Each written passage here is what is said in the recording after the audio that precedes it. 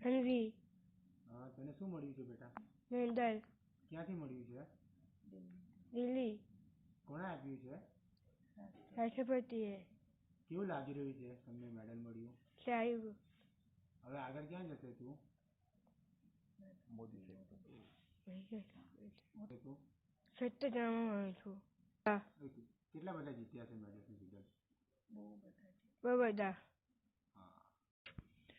मेरी लड़की जो है वो जन्म से ही उसको काफ़ी सारी शारीरिक और मानसिक बीमारियां थी। उसकी वजह से हम सतत उसकी एक चिंता में रहते थे और एक चिंतन में भी रहते थे कि अभी इसको लाइफ में भी आगे इसको कैसे ले जाए। तब सब बुक्स हमने पढ़ी, सब डॉक्टरों को मिले, तो हमको ऐसा पता चला कि जो ऐसे भी जो डिसेबल बच्चे होते हैं उसमें भी कुछ ना कुछ तो खूबियां होती है, हमको सिर्फ उसको पहचान के उसको आगे ले जाना है। फिर एक रात जब वो सोई थी तो अपने हाथ और पैर ऐसे मरोड़ के सोई थी कि उसकी मम्मी को एक स्ट्राइक हुआ माइंड में कि क्यों ना हम इसको योग या एथलेट में आगे ले जाए, क्योंकि इसमें फ्लेक्सिबिलिटी बहुत सी बाय गॉड सिंस बर्थ ही उसके शरीर में फ्लेक्सिबिलिटी है।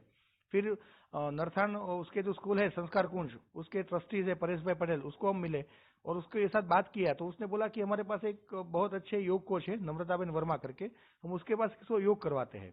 और देखते ही देखते सिर्फ 3-4 महीने में उसने ऐसी फ्लेक्सिबिलिटी हासिल कर ली कि नॉर्मल बच्चे को लगभग तकरीबन 6-7 साल के बाद प्रैक्टिस के बाद इतनी फ्लेक्सिबिलिटी हासिल होती है। और योग में वो आगे बढ़ती गई।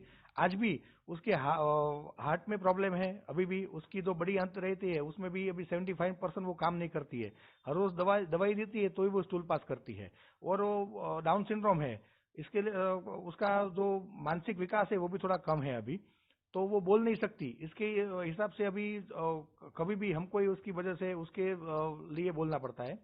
लेकिन अभी 3 साल से योगा करती है और योगा में उतने डिस्ट्रिक्ट लेवल पे, स्टेट लेवल पे और नेशनल लेवल पे इतने अवार्ड हासिल किए, तो हमको भी लगा कि अभी हमको इसको राष्ट्रपति अवार्ड के लिए भी नॉमिनेशन करना चाहिए। और हमने एक फाइल बना के सामाजिक न्याय और अधिकारिता मंत्रालय जो हमारा है दिल्ली, उसको हमने फाइल भेजी और वो वहाँ उसमें भी वो सिलेक्ट हो गई। और अभी जो 3 दिसंबर जो गया, वो 3 दिसंबर के दिन महामहिम राष्ट्रपति रामनाथ कोविंद जी के हाथ से, कर कमलों से उसको ये नेशनल अवार्ड प्रदान हुआ। वो हमारे लिए एक प्राउड मोमेंट था पूरे सूरत में, पूरे गुजरात में, क्योंकि सबसे कम उम्र की फिर सिर्फ 13 साल की उम्र में ऐसा नेशनल अवार्ड मिलना, वो भी मेरे ख्याल से पहला पूरे भारत का ये पहला इंसिडेंट होगा। और योग क्षेत्र में आगे बढ़ के और दिव्यांगता के साथ योग में आगे बढ़ने के लिए उसके लिए जो नेशनल अवार्ड मिला है वो भी पूरे भारत में अभी पहला है कि योग में कुछ अच्छा काम किया हुआ है, उसकी वजह से उसको नेशनल अवार्ड मिला है। वो भी पूरे भारत में ये पहला इंसिडेंट है। इसलिए पूरा जागरूक फैमिली और पूरा हमारा जो फैमिली वो उसके लिए प्राउड फील कर रहा है। आप आने वाले बच्चों को इस पर क्या सलाह देना चाहेंगे जिस तरह के बच्चे हैं? जी, जो भी दिव्यांग बच्चे हैं उसको तो मैं यही कहना चाहता हूँ कि आप में भी कुछ ना कुछ एबिलिटी है, सिर्फ आपको सही राह चुननी है और डट के उसके ऊपर काम करना है। और पेरेंट्स को मैं ये खास तरीके से बोलना चाहता हूँ कि आपके पास जो दिव्यांग बच्चा है, जो डिसेबल बच्चा है, वो डिसेबल से डिफरेंटली एबल हो सकता है। आपको सिर्फ उसके अंदर रहेली खूबी पहचाननी है और सपोर्ट करना है कि बेटा आप आगे बढ़ो, हम तुम्हारे साथ है। अगर ये करोगे तो कोई भी दिव्यांग बच्चा है वो डेफिनेटली कोई ना कोई क्षेत्र में आगे जाएगा और अन्वी की तरह ही वो अपनी जो पूरी जिंदगी है वो एक सेल्फ रिस्पेक्ट के साथ जी सकता है। जी, आपका नाम? मेरा नाम अवनी झांझरोकिया, मैं अन्वी की मम्मी हूँ और गवर्नमेंट स्कूल 318 में सूरत में एक टीचर की जॉब कर रही हूँ। आज मेरी बेटी को 3 दिसंबर को राष्ट्रपति अवार्ड मिला, तो उसके लिए बहुत ही खुश हूँ कि ये विकलांग होने के बाद भी उसने ये सिद्धि हासिल की है। उसने विकलांग होने के बावजूद भी बहुत सारे मेडल्स जीते हैं डिस्ट्रिक्ट लेवल पर, स्टेट लेवल पर और नेशनल लेवल पर। और उसी की वजह से हमने ये फाइल रखी थी उसकी, तो उसमें भी वो सिलेक्ट हुई। और वो पहली लड़की है कि जिसने योग की वजह से कुछ सिद्धि हासिल की हो और उसे अवार्ड मिला हो वो। और उस भारत की भी वो पहली लड़की है कि इतनी छोटी उम्र में उसे अवार्ड मिला है। और इसके लिए पूरा परिवार और पूरा सूरत उसके लिए खुश है। क्या बच्ची की क्या दिक्कतें थी?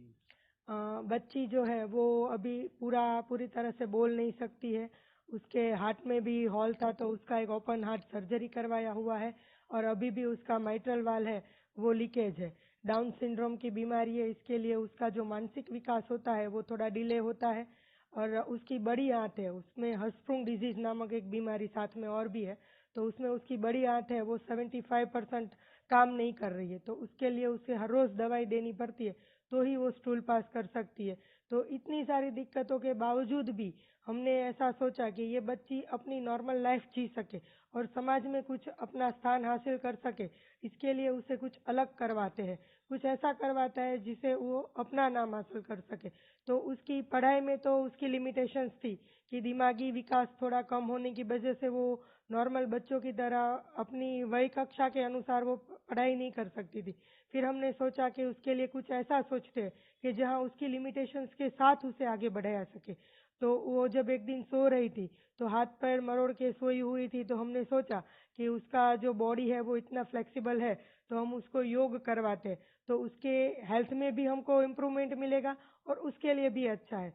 तो उसकी स्कूल के प्रिंसिपल से बात की और उसके योगा टीचर से मिले, तो उन्होंने भी उन्हें देखा और उन्होंने कहा कि ये बच्ची है जो बहुत फ्लेक्सिबल है, तो हम उसको अगर रेगुलर ट्रेन करेंगे तो वो योग में बहुत आगे बढ़ सकती है।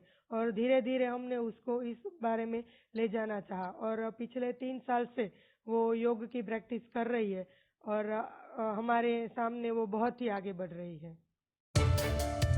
સતત 24 કલાક સમાચાર જોવા માટે ડાઉનલોડ કરો ETV ભારત એપ।